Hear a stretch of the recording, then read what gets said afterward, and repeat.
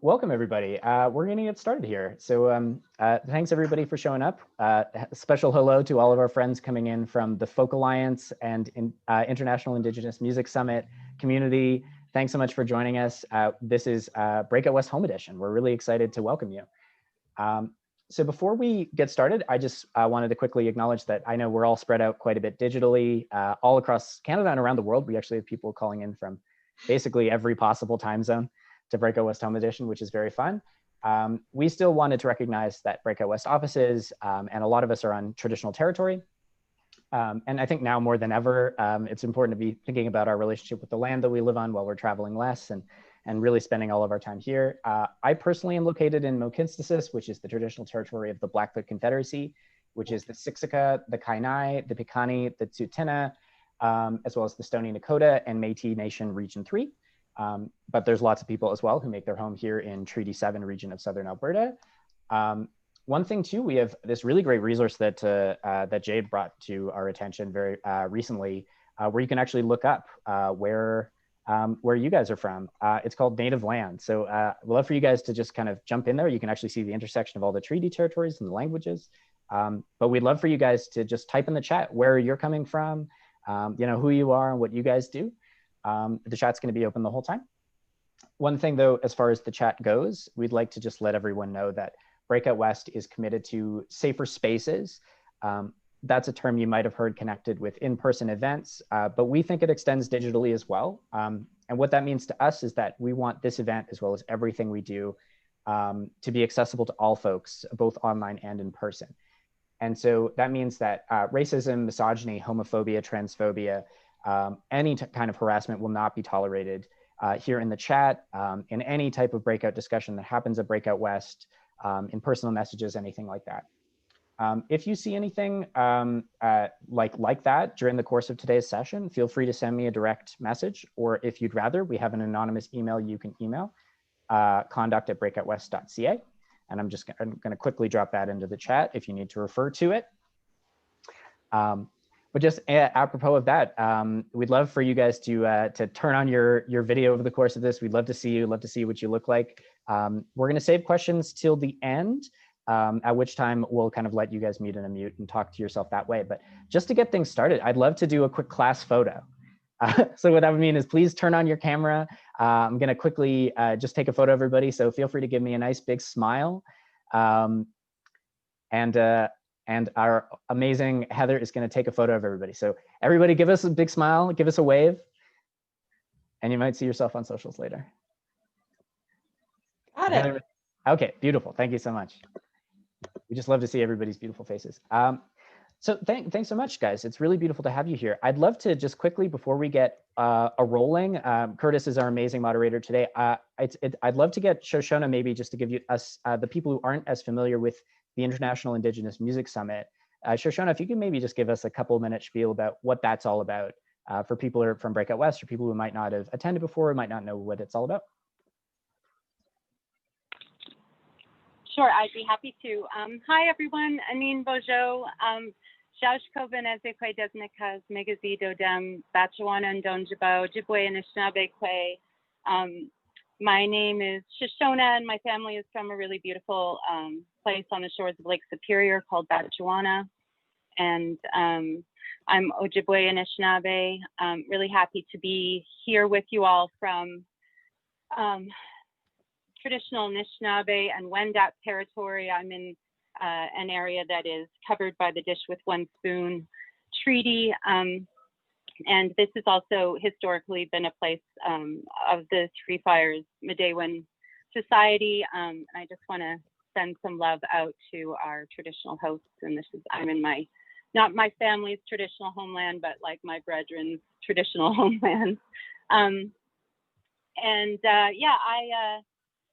I have been working on a project that is really a passion project for me, called the International Indigenous Music Summit. And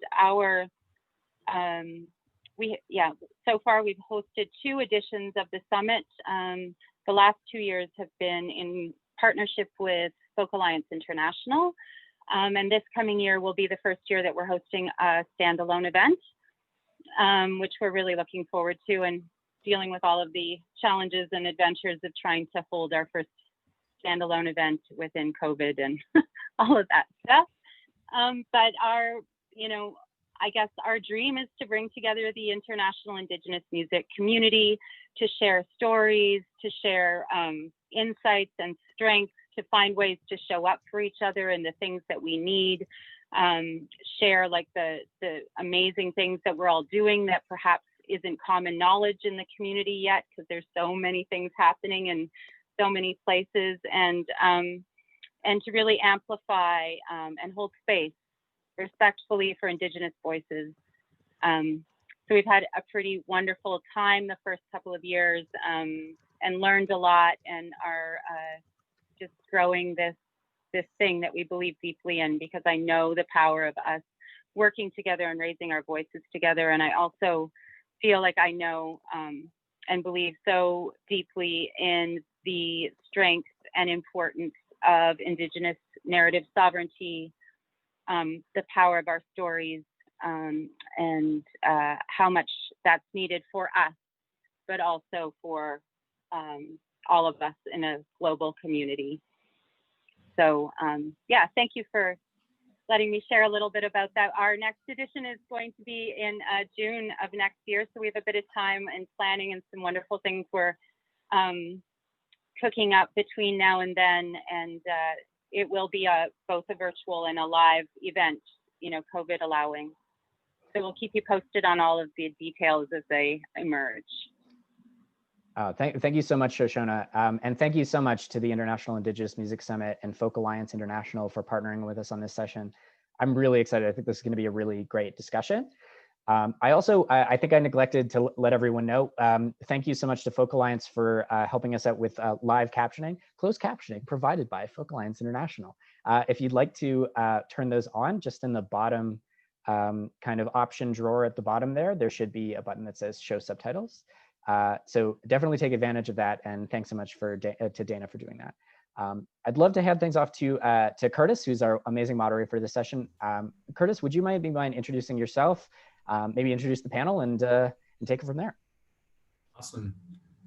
Okay, everyone. Thank you for having me. Okay, nistuan nok siksigase tapian amun nisiskas am stomaka gemoto to siksigase tapiwa. Agna koma exit no moto mokinsis. Hello, my name is Curtis Running Rabbit Left Hand. My Indian name is Running Rabbit. I come from the Siksika people, specifically on Nistu, Amskapi Pikani, Nistu Siksika. I'm both Siksika and Amskapi Pikani from here in the Blackfoot Confederacy or Treaty 7. And I currently reside in Mokinsis, the Elbow River. And yeah, this is where I do a lot of my work. I'm the Executive Artistic Director for the Indigenous Resilience and Music Society of Alberta, also known as IRIM. And we do a lot of work within, just in the music industry, specifically based here in Treaty 7 through youth programs, artist residencies, festivals, consultation within those realms within the industry. And yeah, that's a lot of my work. And outside of that, I'm also a student, law student here in Calgary as well. Yeah, constantly working. And thank you, Sugapi, for having me be a part of this panel and bring me on to moderate it and hopefully help direct it as best as I can. But I guess, Shoshona, you've already been able to introduce yourself and the work you do. But we'll hand it off to the other folks that are also panelists or that will be speaking today. And we'll start off with Jade Harper. Jade Harper, if you want to just introduce yourself, your work, and then we'll just start going down the line from there. Does that sound good? Don't listen to Alan when he tries to pronounce my name because he doesn't know how to do it right. I believe it's Jade. Ani Buju, Nivizia Tigi Kwe, Nadijna Kaz, Nigise Duadam, Pegwas Ninduanji. My name is Jade Harper, and my spirit name is Water Willow Woman, and I'm from the Eagle Clan, and I'm from Pegwas First Nation here in Treaty 1 territory, which is where I'm coming from today, also on the farm. Thanks for having me. Jay, could we also just ask you really quick, which I actually forgot to mention here, If you'd be willing to read from the calls for justice and the inquiry into missing murdered Indigenous women and girls info and information towards the arts. Sure. Did you want to finish the introductions first, or should I? Yeah. Okay. Yeah, we can do that after. Yeah, that sounds good. Okay, we'll continue on. Alan, if you'd be willing to share with us. I'll be quick so we can get to the important stuff. My name is Alan Greyeyes. I'm the festival director for the Sakihiwe Festival, and also run an artist and project management company called the Digida Arts. And I'm here in Winnipeg today. Oh, and I'm also a member of the Peguis First Nation, which is quickly becoming the strongest First Nation in Canada. Awesome, thank you for that. We are just waiting for one more person to join us, and I'm just currently looking to see if he's in the waiting room. Oh, I think he's actually here. Sorry, Curtis, I think I neglected to mention that here. Creation, I'm just quickly asking you to unmute. Feel free. Yep. Yeah, I was here. I was a couple minutes late. Apologize. Okay, awesome. Go ahead if you just want to introduce yourself and your work. That'd be great. Oh yeah, my government name Matthew Wood. Reside in Miskouche, Wisconsin. Originally from Goodfish Lake, First Nations. My artist name is Creation. Where that comes from is basically Cree First Nations and also Vietnamese. My mom's originally from Goodfish, and my pops is immigrant from Vietnam. Artistic director with Sampler Cafe, Mile Zero Dance, and also founder of Cypher Wild Block Party Jam in Edmonton here. Awesome, thank you so much. Okay, so now I guess we'll just start off really quick. We're going to have a little bit of a reading from Jade, who's going to read into the Missing Murdered Indigenous Women and Girls Calls for Justice that has a direction towards the arts. And then we're going to jump over to Shoshone as well. I don't mean to put you on the spot, Shoshone. We didn't get to talk about that, but if you would be willing to also share the calls to action of the TRC number 83, and then also 79 of the TRC, if you'd be willing. But we'll start off with Jade. Okay, thanks, Curtis. I should also mention that I work for Manitoba Music. I realize I just introduced myself and didn't tell anyone where I worked. I do the Indigenous Music Export Program at Manitoba Music, and we started the program about 1.5 years ago, so it's fairly new. And I typically focus on Western Canada, although we've been able to extend our program all across Canada at times. So as we were continuing the conversation around the TRC, one of the things we started to also talk about was the calls for justice that came out of the final report of the missing and murder, or the national inquiry into the missing and murdered Indigenous women and girls. And I actually did some previous work there. And so going through this has been a really interesting process, looking for music. And this is one of the things that stood out for me is the calls for justice, which is 6.1. And it talks about so much of the violence shared in the truths of those who testified began with an encounter between a person and an institution or a service that could have ultimately contributed to wellness if it had occurred differently.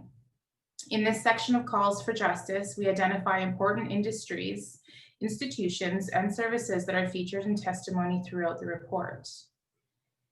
We include the idea of partnership because so many of these services and institutions operated in partnership with governments at all levels. These calls, therefore, while aimed at service providers, must be interpreted with an insistence on proper resourcing and interjurisdictional cooperation in order to ensure the safety for Indigenous women, girls, and 2SL GBTQIA people.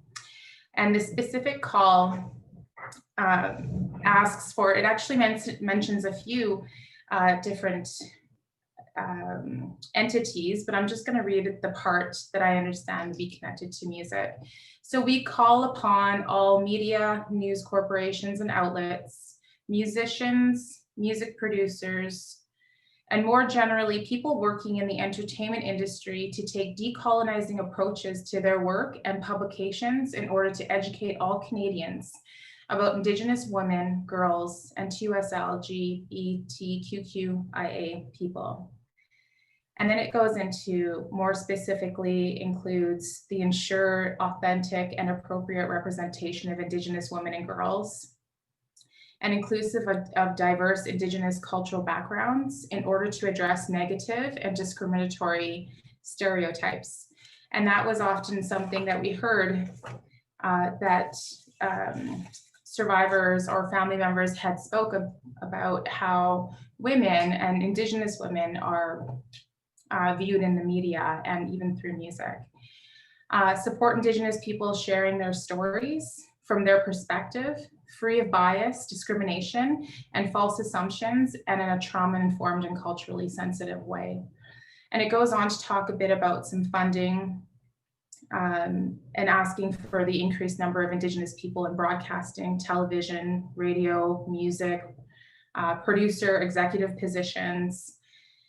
And in addition, and you can read this all, but I just want to pull out some of the one other thing was providing scholarships and grants, funding essentially, aimed at Indigenous inclusion in media, film, and music industry related fields of study.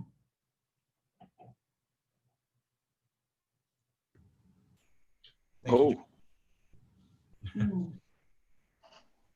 Yeah, so there's a lot to unpack, and I think with these next coming questions, we can definitely jump into a lot of this stuff. But before that, Shoshona, if you can just share a quick reading of the TRC's calls to action numbered 83 and 79, which both directly talk about areas of the arts.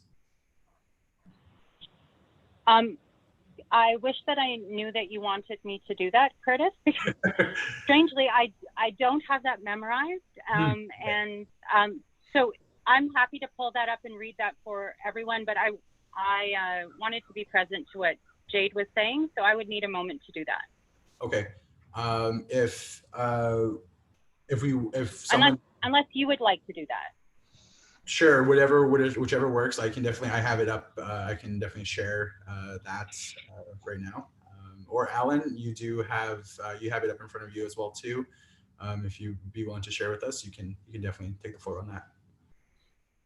Yeah, I think like instead of reading it, I just encourage everyone to click the link that Liam posted in the chat. Read those calls to action for yourself. There's a lot of great stuff, a lot of things that you can act upon in your organizations and everything that you do. 79 touches on, again, commemoration. So encouraging Canada Council or the federal government and specifically the Canadian Heritage to implement things that have to do with commemorating residential schools and our survivors. And then 83 talks about the Canada Council and the establishment of Indigenous arts as a priority, which I think we've all benefited from. I think definitely like our organization, we wouldn't be able to survive. We wouldn't be able to do half of or 80% of the things that we do without that fund. And so I think, again, the key takeaway is read the calls to action, dig into some of the archives and stuff that the TRC has collected, because it's quite powerful, and take action. And maybe what we can do at the end is identify some of the calls to action that we think are needed for festivals and labels in the music industry in general. Yeah, we can definitely touch on that at the end for sure. But yeah, there is a lot that is definitely, since the TRC was presented and put forward publicly, there has been a lot of changes to a lot of things, especially within the arts, and a lot of people have been doing a lot of work to recognize and, again, in their own ways, commemorate as well.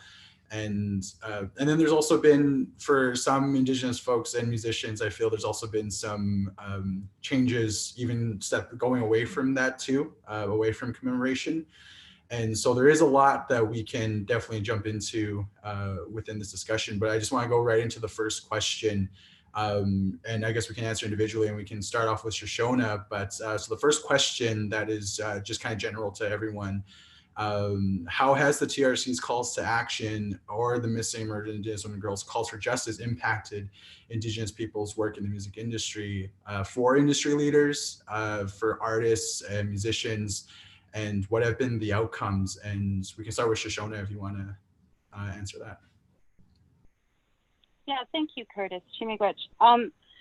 You know, I think this is a really interesting question because I think that these calls to justice and calls to action have been really important and powerful, but in some ways not been acted upon and perhaps fully understood in terms of how action can be built around these things. And I think that, you know, when these calls to action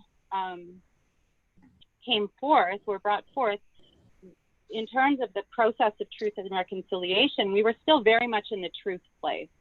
And I, in my mind, remain in the truth place where we're still looking to have our stories heard. We're still looking for the truth of those histories to be known. We're still fighting for that that sovereignty of our voice and action here in what's known as Canada. And so I think that, you know, in some ways, the potential of these calls to action and calls for justice have not even begun to be realized.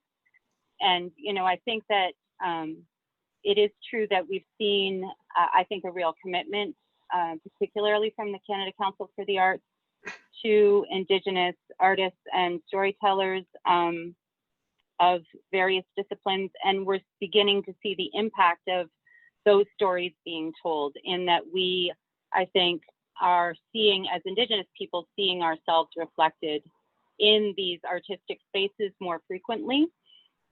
We're seeing artists rise to a certain level of prominence and celebration that they always deserved. But it is really for a select few. I think that this is the beginning of a discussion, which is why I was so glad to see Alan bring this conversation back to light right now, as we've been otherwise focused for some time. And, you know, I think that the challenges for Indigenous people continue. You know, the calls to action have not been acted upon really significantly yet. And I think that largely the responsibility for direction on how to act was looked to the Indigenous community for, rather than sourced in the mainstream community as a sense of like personal responsibility to, you know, go through the work to navigate and understand and like just find, you know, individual and collective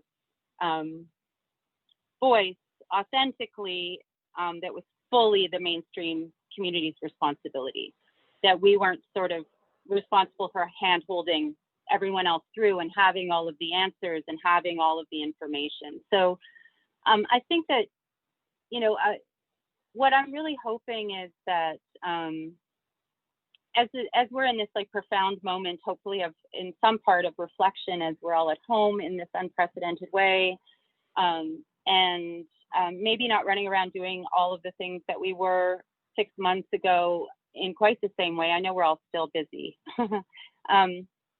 I hope that we can begin to develop a deeper understanding and relationship to these things, which I think have to do with our collective ethic and morality and you know, responsibility of this generation. And, you know, perhaps some of this stillness might allow an emergence of that. I am concerned because I know we like to tell success stories, but as all of our attention has been diverted to, you know, the pandemic and the politics of the states and all of our deep concerns around environment and things that, you know, the circus south of the border, essentially, you know, there are land struggles and sovereignty struggles happening across this country that are going unnoticed. There are people who are putting their bodies on the line to uphold their responsibility to their ancestors and to this land and to their communities, and we don't even know what's happening. There are journalists, Indigenous journalists, that are being shut down, arrested for covering things and get orders to not cover Indigenous issues. And, you know, we all, I think, or hopefully many of us knew about what happened in Wet'suwet'en. That is still happening. Those orders that, like, we all turned away from that very quickly. And as we have diverted our attention to these other essential things, you know, the the construction of that, yeah, all of those things are still happening. And Indigenous women and girls are still going missing every day, and Indigenous voices are still being silenced. So these calls to action in terms of what's happened on account of them, I hope a conversation, and I hope maybe the seeds of something, but I don't think that we've arrived anywhere yet.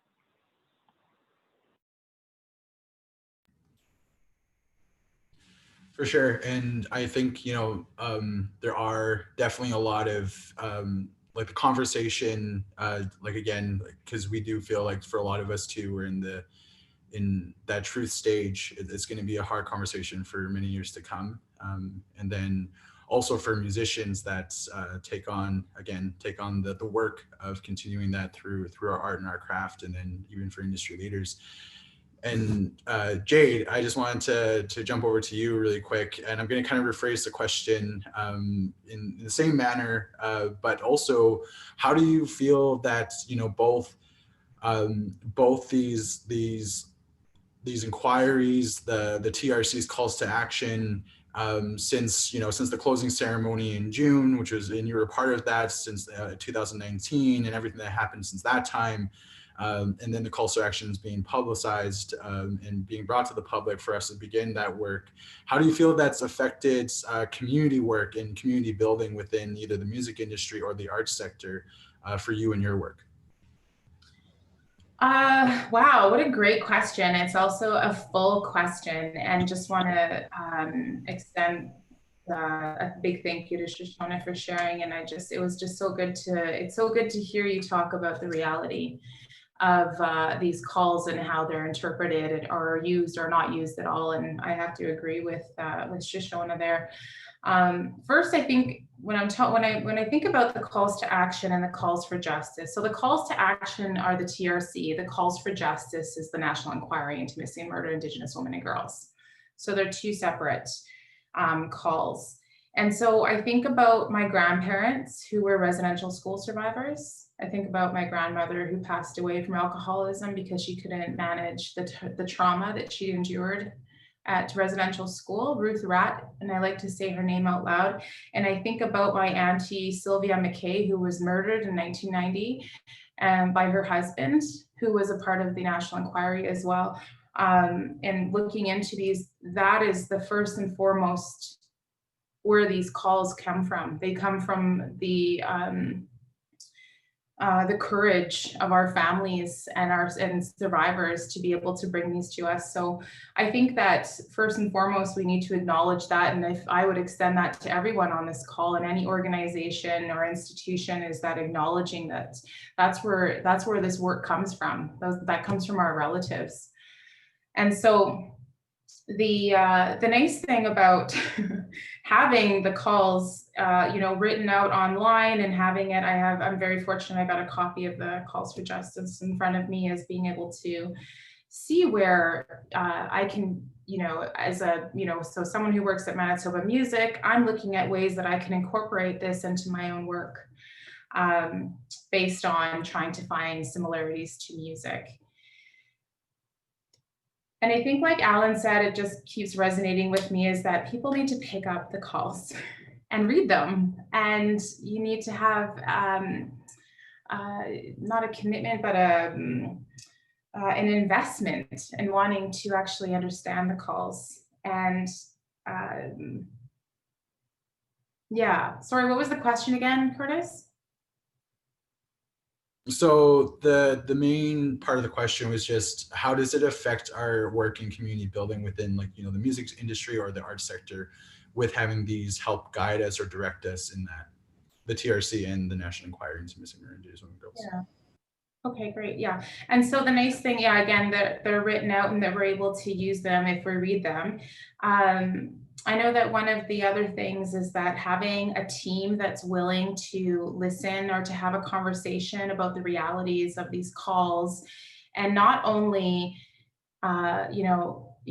let's just say an organization or an institution who is trying to engage artists or trying to engage people into what they're doing, into programs or projects, not just having, you know, a safe space, or not just having something for those coming in, but also for the people who work in your organization or who are a part of your collective. Making sure that if you're talking about a decolonizing approach and you want to make sure that women are protected, that needs to funnel through your entire organization, right into your board of directors. And the gift that these families have given us, these calls to action, this gift can help determine what those steps are and what they look like. They also tell us what happened, and they're not easy. I don't know too much truth that's been really easy to hear, but we really have to look at ourselves and really challenge ourselves to be able to do this work. I know that we were talking a bit about, you know, what ways Indigenous organizers and artists can improve our work in the music industry. And one of the things that sticks out for me is being able to make sure that people are safe, especially Indigenous women and girls, talking about the calls to justice. And I'm going to share a story about Alan. I hope he doesn't mind. So we were, I want to, this because it's important. And this is the tough work. This is the stuff that we don't really talk about, but that's really important. So we were doing some business in Toronto, and we had large groups of people bringing in some emerging artists, some artists that first time to Toronto. And we were doing some work together to connect to the music industry, various different places. And so that included meetings, dinners, you name it. We all know the music industry. It's morning until night. It's meetings, it's one-on-one, it's groups. And before we even started the week, we had all come together and had a bit of a circle and just, you know, touch base and introduced ourselves. And Alan had brought up a safety thing for anyone who felt like maybe they were in a position where they weren't feeling safe, that we had a way to be able to communicate with each other to make sure that we always felt safe when we were all together, and at all times. And even though that doesn't seem like much, but the fact that Alan is also a man brought that up and said, hey, if you don't feel safe, then this is, you know, you can do this. You know, if you don't want to sit next to someone, we can switch places and make it very easy. And I found that to me is one of the solutions. That to me is something that we should be focused on. And that to me is a lot of what the calls come out, you know, talk about is safety and what that looks like.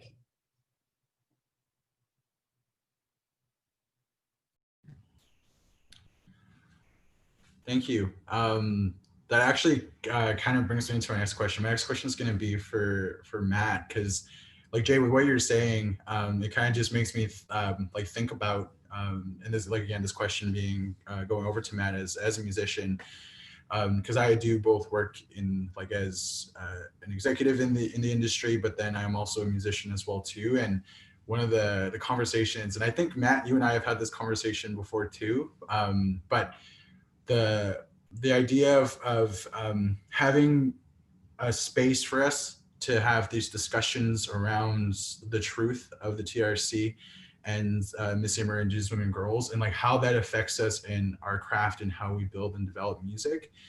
And because I've had a lot of conversations, because in my community, in Blackfoot culture, in Nitsitapi culture, in the way we understand things, and as I'm taught from my elders and ceremonialists that are above me, we talk about this stuff a lot, and I always share with them, you know, I'm a musician and stuff like that, and then I tell them, like, you know, it's hard for me to categorize myself as an Indigenous musician, because once I say that, I sometimes feel like I'm forced into a space where I have to talk about these things, when my elders and these ceremonialists that I look up to are a lot of times they say this word, it's okay, it's fine. And that's in Blackfoot, that means it's okay, it's fine. You know, you don't have to talk about that. You can talk about good things that you know about your culture, being Blackfoot, all this stuff, and how you grew up. Unfortunately for my grandparents and elders in my culture, they've experienced residential school system and they've experienced going through that system, but they still like show up at ceremonies and sit in these high seats where they run ceremonies and are able to show that, but they never, you know, they don't talk about that because it's in the past, you know.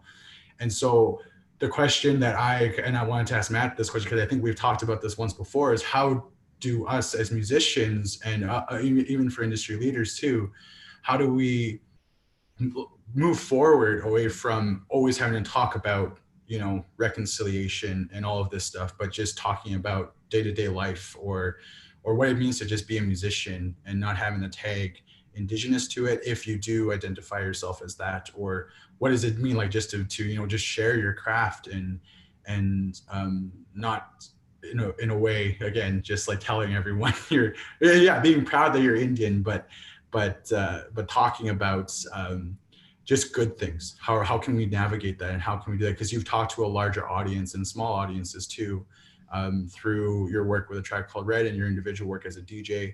And I just wanted to see like your perspective on that. Is there a way to move beyond that or to do it in a way that's respectful? Well, I think my experience, I think it's important to have, you know, both worlds. I mean, like I was mentioning before, I shouldn't have to put a feather in my hair and then be like, hey, I'm an Indian and this is what I stand for. I think having regular street clothes, I think that having that balance of, you know, modern and also traditional is very, very, very key. And a lot of the work I've done is and been involved with is it's kind of just natural to create those, being aware and creating those safe spaces when it comes to music, because the music industry is, you know, it's a beast itself though too when it comes to women in industry for music, beat makers, even dancers. You know, there's a lot of these situations that, you know, arise and where people are kind of not paying attention or what's kind of going on, I guess. Or for me, yeah, I think it's just being able to move forward and address and share these, you know, the stories, experiences, and kind of just, you know, lead by example and show people how to, you know, share how you're being a good human being and spreading that through, for me, it's just been through music and dance as an artist, because I'm a full-time dancer, DJ, beat maker. And so I don't come from like the academia kind of background. It's been more just really just pushing forward. I've been fortunate enough to travel with Tribe and share my experience in that way, and also work with a lot of youth. I think that's been a lot of what's, you know, my involvement in this and everything is just kind of working directly in the communities, Indigenous communities, schools, conferences, over the past like 15 years plus now. And I think for me, yeah, it's just kind of just been really important for me to work directly with youth and kind of give those, share those tools, prepare our youth for wherever they want to go with their journey, whether they want to be an artist or if they want to be, you know, a lawyer or whatever. I think it's just really about empowerment from my end, and then, you know, using the platform that I have to share about, you know, about the inquiries and experiences from my families and from my friends' families. They experience systematic racism, all this, what it builds up to, creating safe spaces and addressing like a lot of things that's kind of just get swept under the rug. Does that make sense? Yeah, that makes sense. That makes complete sense. Because I know, like, again, we've talked about this before, and actually you came in a little late. So before I ask a question to Alan, can you just share what you do with the folks here and who you are and whatnot and the work you do? I hate talking about myself. Yeah, so I'm a full-time dancer with Tribe Called Red, grass dancer, break dancer. Also been a DJ, full-time DJ for the 15 years. And also a lot of programming with the youth, teaching workshops, from music, dance, art, and just sharing basically a lot of the things I've been able to learn and pick up in my travels, working with other Indigenous artists throughout Turtle Islands and overseas, just being able to do really cool stuff and kind of not fit into the mold. You know, me being coming from two different nations, Cree and Vietnamese, I think it was always been trying to fit in somewhere and not realizing I didn't need to fit in, and then finding my way through my culture, my late mom, which introduced me to powwow. So I think I just coming back full circle. I basically neglected or just rebelled from, you know, my culture, and then with my street dance, it made me come back full circle. And so that's why I've been able to meet and work with artists like Tribe Called Red. I've been holding on to, I've been hosting the Cypher Wild event, which is a safe space for, and the approach has been very like the medicine wheel kind of approach, including everybody, all inclusive.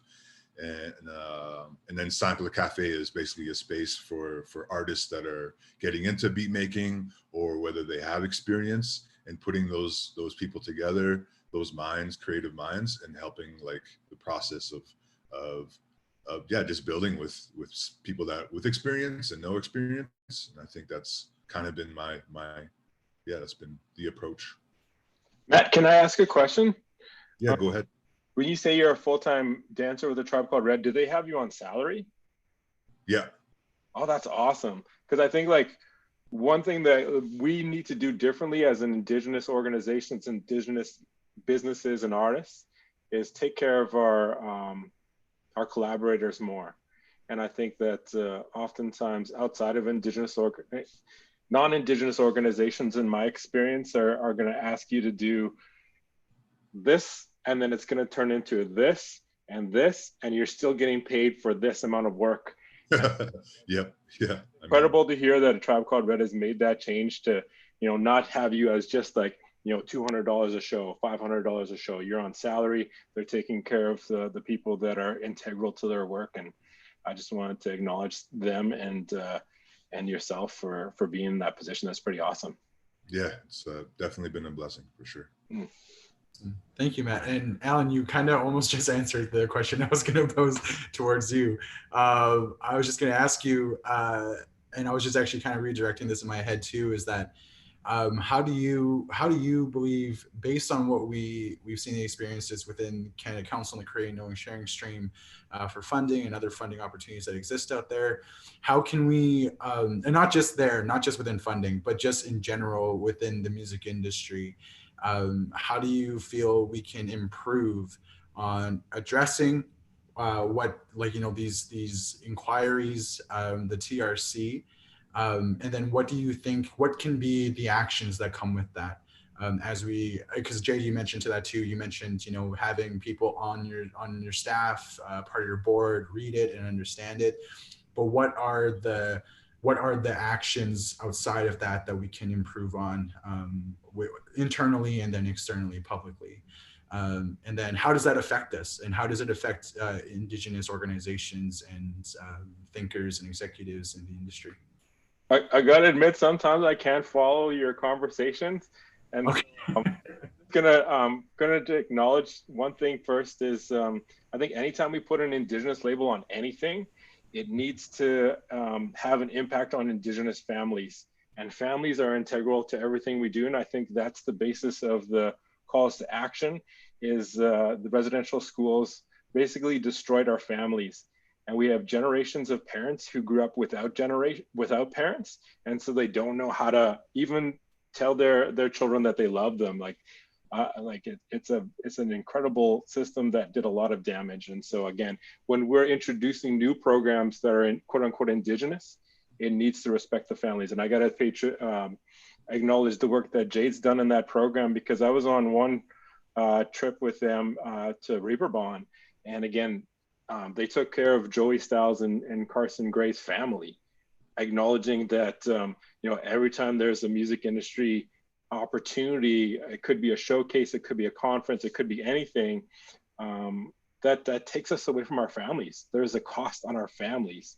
And Jade's program was able to make sure that opportunity didn't negatively affect that parent or those parents, their ability to care for their loved ones.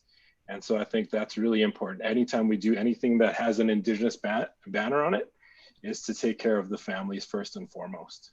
And that goes to like the money too. Like if you're running an Indigenous event, I think the money that's being paid to the project management, administration, and to the performers should go to Indigenous families as well. Totally agree. All right. Well, then I guess, and this could be, I think this could also, and we're kind of coming up to the end, close to the end of our time here. We're going to open it up for questions that people can ask. But what I was trying to say at the end there is that, you know, with what Jade had mentioned, talking about, you know, where we can start internally within our staffing and talking about addressing these things, how can we, I guess in a way, and I keep coming back to that question is what are the steps of us moving forward with or without the TRC, or and addressing that, or is that even possible? And can there be, if that is happening, what are the improvements that can continue on within that? And I guess that is mainly towards Indigenous organizations, and definitely differentiates when it comes to industry folks that are non-Indigenous led. But mainly for Indigenous folks is what I was trying to pose that question towards. Well, I'll just say again that I think that the TRC and the calls for submission or calls to action are really great. And same with the calls to justice. They provide a roadmap, and they also highlight the atrocities that our families faced in the past. And all I'd like to do is, like, maybe as a music community, we can make it clear what we think the next calls to action are. And for myself, that's encouraging all my Canadian counterparts that run music festivals to use their stages as a platform to challenge stereotypes about Indigenous people, and to show Canadians that we're just as human as their loved ones. We have just as many possibilities and futures to protect as their loved ones. And I think each stage can reach the police officers, they can reach the RCMP officers, they can reach the juries, they can reach the judges, the politicians. And I think we've seen an example of that through what the NBA players are doing on that stage right now. And I think our stages are even more malleable, even quicker moving, and have just as much impact. Yep. Awesome. Thank you for that. Yeah, I think that with everything that has been going, and also I want to address too that with my questions and how I'm talking, that I'm not personally, you know, I believe there needs to be an addressing of those truths, and respectfully, you know, attempting to share how that truth is, because it is difficult, you know, like I mentioned before, for my festival, for certain funders, when we approach them, we don't necessarily have like the TRC always attached to everything, but then when we apply into like Indigenous funding programs, there's Indigenous artists that we have a part of our programming that have experienced the residential school system like firsthand, or they're related to an Indigenous person who has experienced that. And so I think, like, you know, there are, I guess for me, I believe there are, like, you know, some areas of that where there can be like a broader understanding for, especially for new up and coming folks who are just getting into the music industry, and are organizers and industry leaders, to start talking about, you know, mobilizing in ways that, you know, we can talk about these truths and share it, because we need to respect that and address that. But then also there's moving beyond that too. And I feel like there's a part of moving, and which is hard, again, because it's a difficult conversation, of course, but I feel like there's a generation coming into that's talking about, okay, well, you know, where, like, again, coming from my own background, I don't always want to talk about it, although I respect that it needs to be addressed. But it makes it difficult sometimes when I just want to share like what I just experienced as just a normal person walking day-to-day life. And sometimes it's racism, sometimes it's other things, but just as an individual, right? Not having to always address those, because my grandmother was affected by it, but she doesn't want me to talk about it, and she doesn't want me to share it, because there's moving beyond that. And that's what I was trying to get with how we approach it, especially within, I guess, like, it's a cultural thing too, but within Blackfoot culture and how we understand that, right? For my people. But yeah, I guess we can jump from this, and thank you to everyone for sharing. And I know the questions were it's a heavy question. Like, I'm feeling like really heavy right now, just talking about this, because I know it makes me think a lot too, and makes me internalize a lot of stuff where I have to like navigate my own self and where I come from, and even the privileges that come with that too, and how to be respectful as well.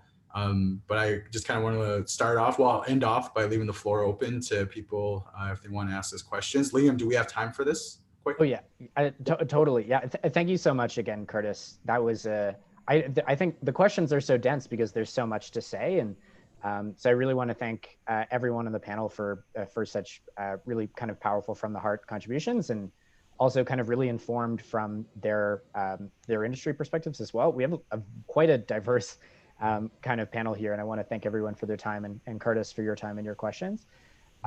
So I'd love to open the floor. If people have questions, feel free to, you can post them in the chat, or if you like, there's a raise hands function within Zoom.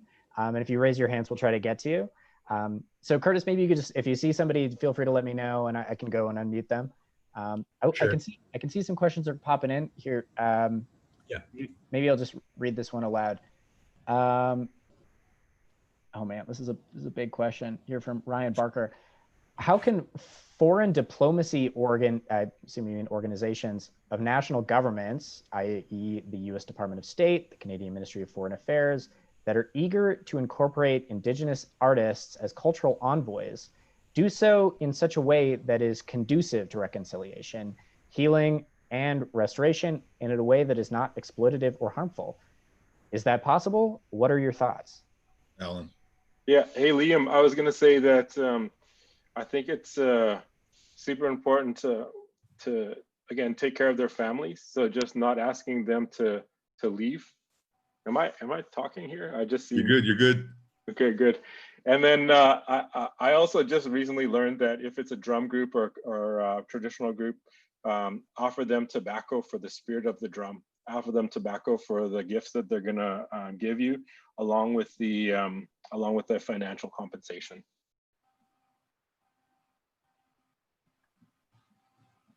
Shoshana, it sounds Can like I jump in on this? Yeah, thanks. Thank you, Alan. I think that's such an important thing to keep bringing up in terms of taking care of, for having us be in a position to take care of our families. But I think it's also really important as mainstream organizations are looking at programming Indigenous talent and engaging Indigenous communities and building those relationships, that we also look to engaging Indigenous curators to determine who that talent is. I think this is one of the big things that we need to address, because historically, Indigenous talent has only really been seen through the lens of mainstream curators making decisions from a mainstream perspective and value set. And I think if we really want to allow those stages to, open up the kind of conversations and empathy and deep relationship building that I think we do, we have to allow Indigenous people to tell our own stories and to be determining who those storytellers will be. So I would really encourage, presenters on whole to engage Indigenous curators for that work. I just wanted to follow up too, because this is kind of off topic, but it's an important additional call to action that we need in the music industry. All these inclusion and diversity committees are really great, but we also need the opportunity to build our own tables, to build our own organizations. And one of the main calls to action that I would like to put out there is that Canada Council, all the provincial arts councils, and all the municipal arts councils need to give us the opportunity to apply for operating grants. A lot of these operating grants have been established before the last residential school closed in 1996. And it's a system by invitation only, is a system that discriminates against younger organizations like the Indigenous organizations who we didn't inherit operating grants, we didn't inherit audiences or festival or boards or generations of capacity and governance structures. We started out a lot later, and we need the opportunity to build organizations and to have control and to curate our own events, like Shoshona said. Can I jump in here as well? I just really want to echo what Shoshona said about making sure that we have Indigenous curators as well as Indigenous people in those positions who are hiring for those events or for those artists to travel. One of the historic things that had happened to our people was that settlers had come in and had taken our people back to England, I believe it was, and showed them around.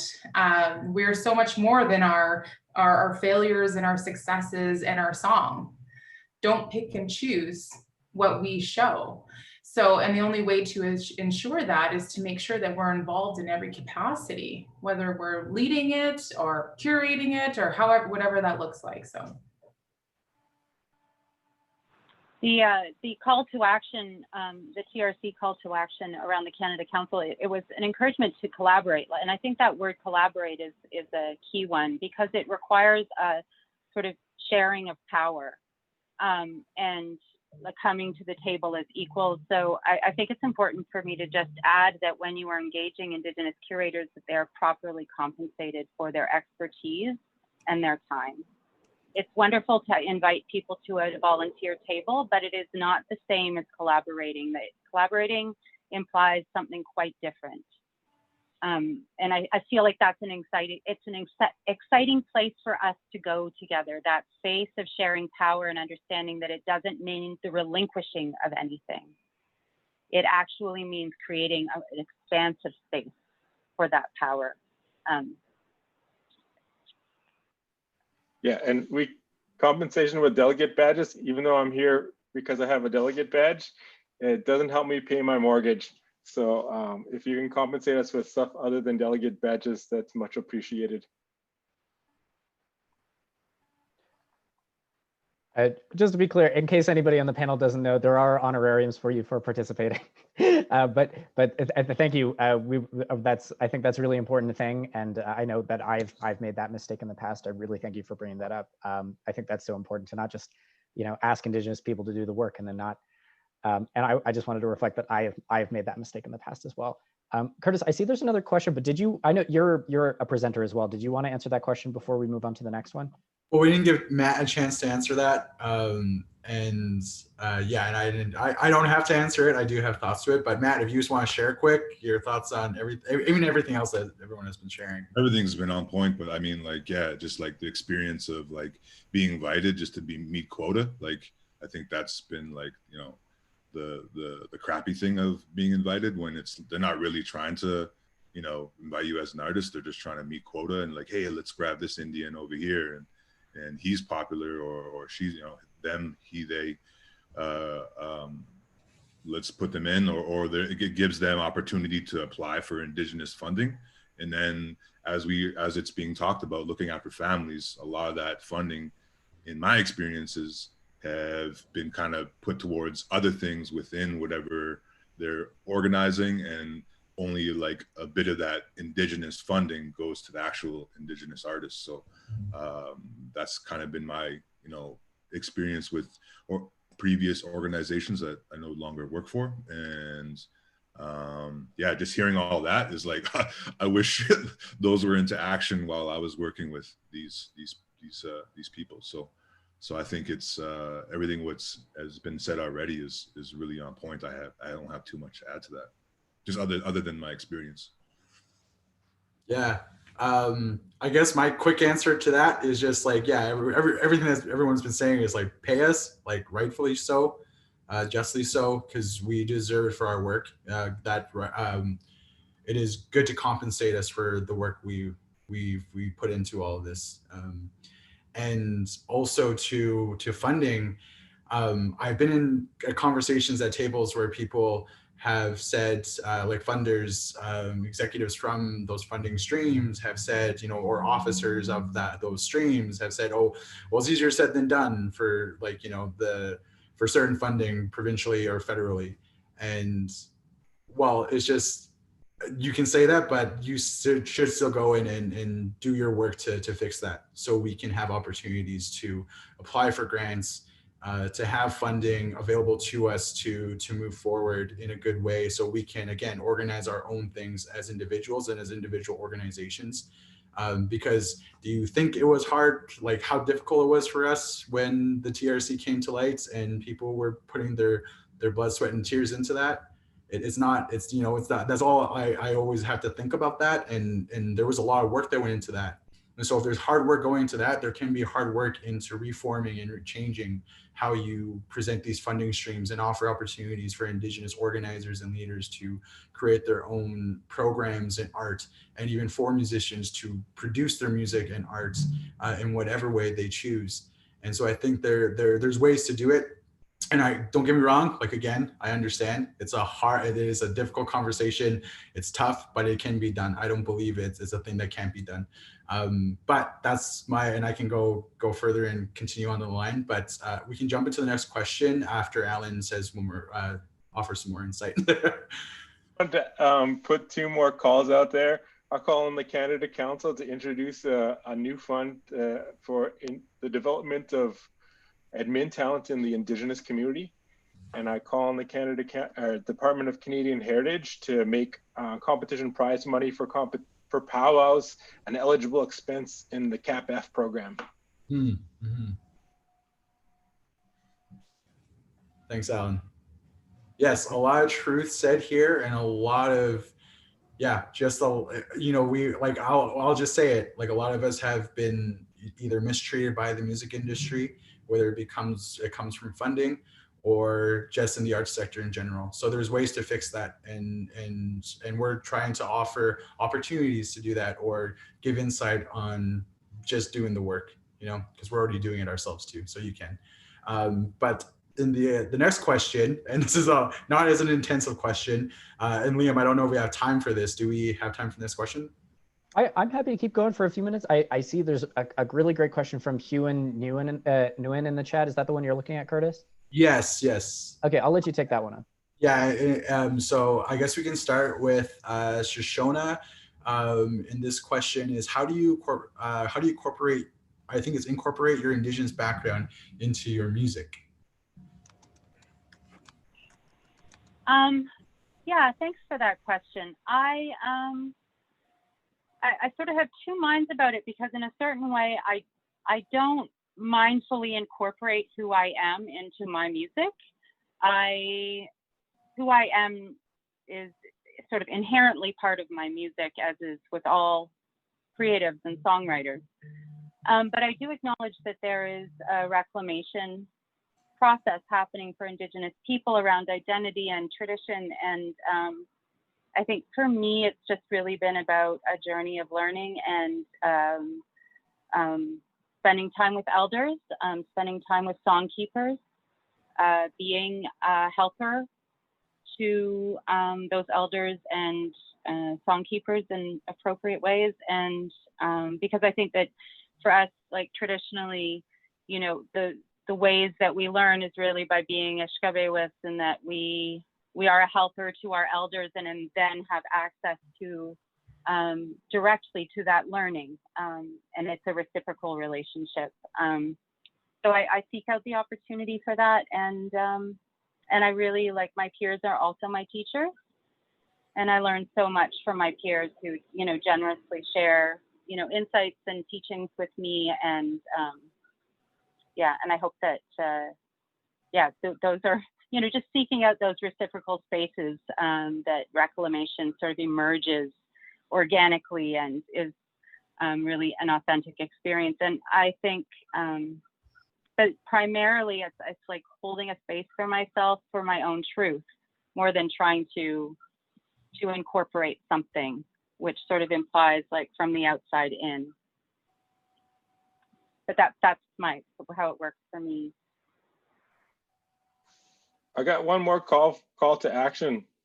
And it's follow up on Shoshana. And I call on all the summer music festivals to contract Indigenous artists well in advance of the December 9th Canada Council Tour Grant deadline, so that our artists can put together the teams and supports needed to embark on those tours in a safe way.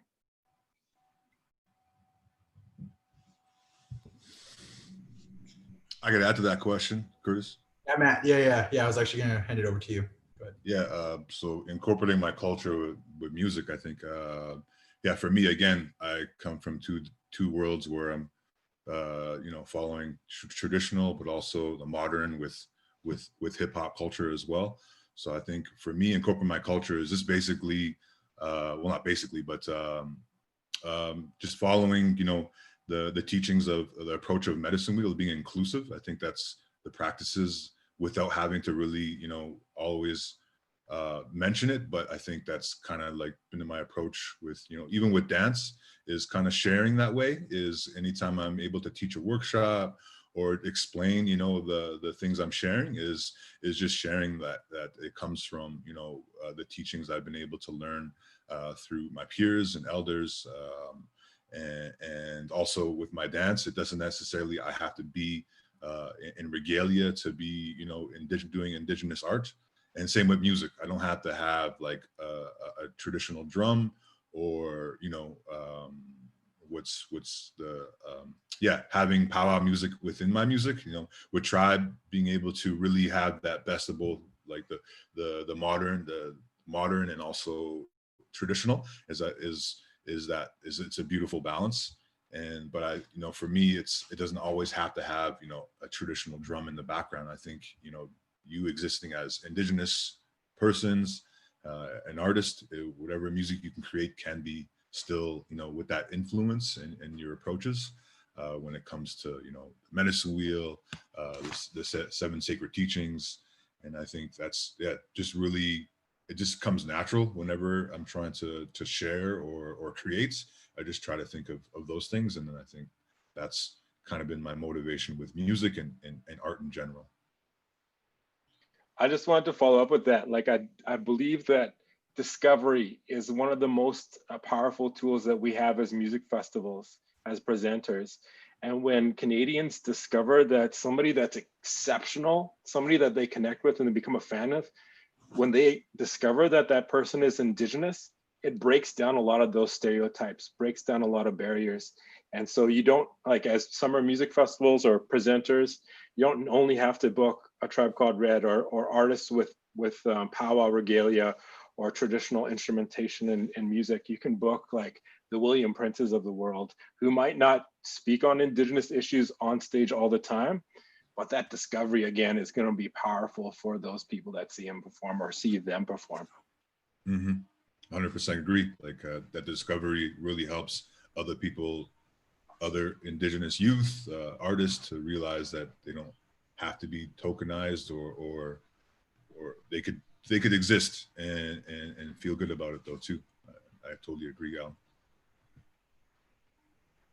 Yeah, I agree with all of that, because, well, one of the things I feel when I think about like writing music or creating music, I actually just did a composition for New Music Edmonton just recently, and I don't know why. And Alan, you work with Nehewag, or used to work with Nehewag directly, but that music video they have for Tomaso, that music video really, it was just so pure in how they were addressing just who they are as a people. And they're not like, they're not in the music video, they're not talking about like, they're not showing like all like these different like people in regalia or anything like that. It's just literally living on the reservation and being Indian, and how important that is to just like show that, and that's okay, and that's just a lifestyle that we live in, like on my reservation, other folks on their own reservations in their territories.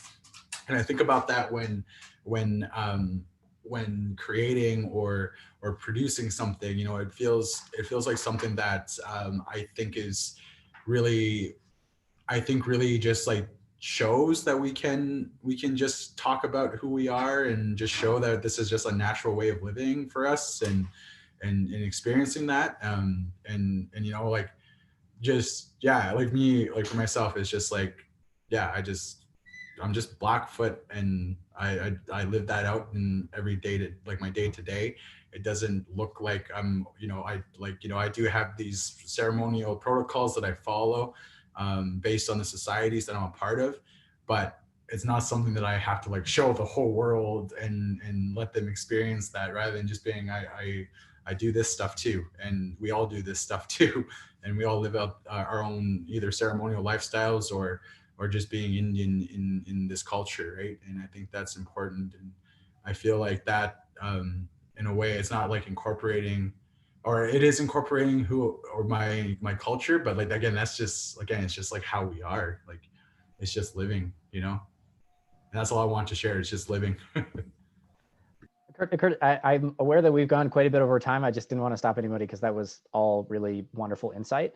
I just want to thank everyone again, because this time is super valuable, and I know your time is work, and this is, it can be quite laborious to talk about these things. So I wanted to thank you guys again, and I wanted to thank again Folk Alliance International and the International Indigenous Music Summit for partnering with us on this, and for everybody's time.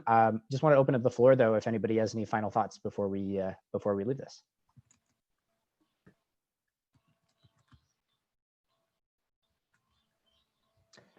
I want to say Chimigwech for hosting this conversation and making opportunity for that work around truth that I think is still really at the heart of, you know, of the heavy lifting that we need to do. And I know some of that truth is painful. Indigenous people, you know, are walking around with this truth, and the way that that's expressed in this, you know, sort of colonial culture every day. And I think that, at the same time, I think we're really sensitive to how it is to hear those hard truths, and how emotional that can be, and what a heavy burden carrying those truths can be in it. But I think the power in that is the opportunity to have that collective experience of shared truth, rather than all these divergent histories where, you know, perhaps the important truths are being silenced. And when the power of that is, I believe, us as good people, when we know the truth, can find the action in that, you know, and then we can begin to move towards reconciliation. And I do believe that art plays a key role in that. I think our songs and our stories change the world. And I know that they have changed me. I feel like that's the first place that I know that truth personally. So, was that you, Alan? Yeah, just wait. I'm just going to put a plug in for the International Indigenous Music Summit again. I'm plopping their website. Please follow them on socials and stay tuned, because it sounds. What could you remind us, Shoshana, when's that coming up in the spring? It's going to be the second week in June, 2021, and yeah, watch for it. We'll be sharing all of the announcements far and wide. We have some really exciting things planned, and yeah. And we'll look for you all out there in the streaming concerts and the other gatherings that we're having in this digital space right now. 1 second. Here, wait. Oh, sorry. Here, I'm gonna ask everyone to unmute so that everyone can clap. How about let's do that. Here, everybody. I'm asking you to unmute. Please, everybody, give us some clap. Thank you.